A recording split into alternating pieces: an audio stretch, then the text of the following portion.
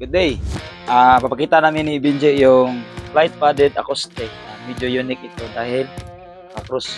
Ito yung natapos namin for this end of July. Turnover namin, alam na nila yung status na shipping rate namin yung training nila. So ito yung Binjay, black and gray, papunta ng Palawan. Shout out ni Boss Jay dyan, no? So may ring coat ito, naka 3 packets, naka 30mm. Siyempre, maintain yung solid quality natin para tatagal yung bag, ilang years siya gagamitin. Boss Jay is nakatugtog dyan sa mga hotel dyan sa Palawan, no?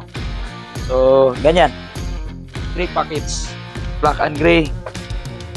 So, nakadetach ito, tapos reflectorize yung cross para makikita siya pag gabi, no?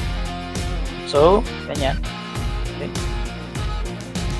So, naka-hand carry at saka pwede siya i-backpack. Okay? Yung pyramid, pagkita mo dito.